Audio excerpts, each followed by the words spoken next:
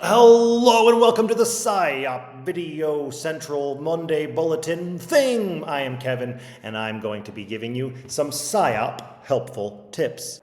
Yes, I have a question.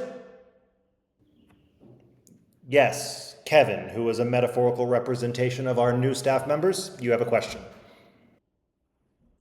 What is SIOP? I'm glad you asked that question. SIOP is the Sheltered Instructional Operational Protocol, which is a big fancy word for 6 groups of ways of thinking about teaching English language learners in your class so they have a safe place to learn even though they are learning not in their first language. Because over 90% of our students here do not speak English at home.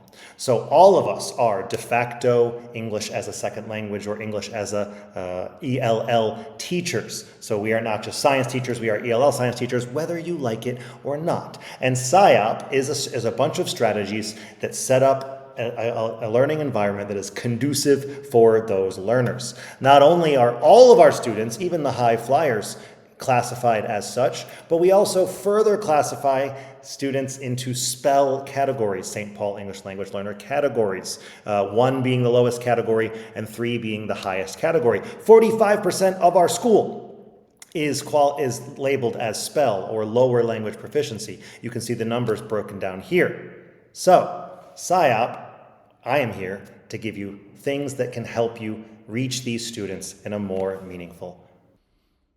Hey, I have a question. Yes, the other Kevin, who is a different metaphorical representation of our returning staff members, you have a question.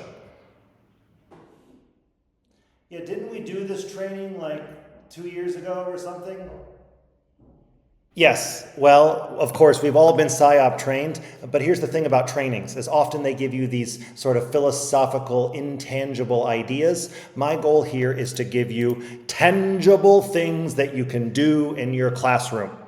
So, that's my goal. Speaking of, let's talk about the tangible thing for this week. On Thursday, I sent all of you an email that looks like this. And inside this email, I made you something that I think is very valuable. I made every single one of your class rosters with relevant data. You see here is an example of, I think, Stephen Jenkins' roster. Here you see their spell level, so you can properly identify who is no spell, who is level 2, who is level 3. You see their MAP reading data percentile, their correlated Lexile level, their language data, and their WIDA scores, showing you their listening, speaking, writing, and reading strengths. I did this also for middle school teachers as well. Some for like the math teachers and the science teachers, instead of including their language proficiency, I gave you their actual math proficiency because I thought that was more relevant. So, what can you do with these rosters that I sent you? Well, you could analyze them and just get to know which classes are going to need more accommodations than others because you have a heavy spell class or not so heavy spell class. You could use them to make meaningful groups for students if you want to have mixed groups of abilities so the lower can help the higher. You can use this to find average Lexile levels for each of your classes. So you know if I'm doing a reading, this class needs it in an 800 versus this class needs it in a 1200. You could just use this to understand the strengths and weaknesses of your different students.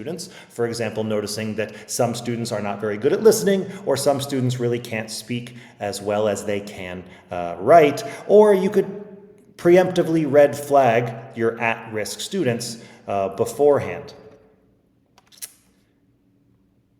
Yes, Kevin, who is a metaphorical representation of an old returning staff member? Yeah, can I go to the bathroom?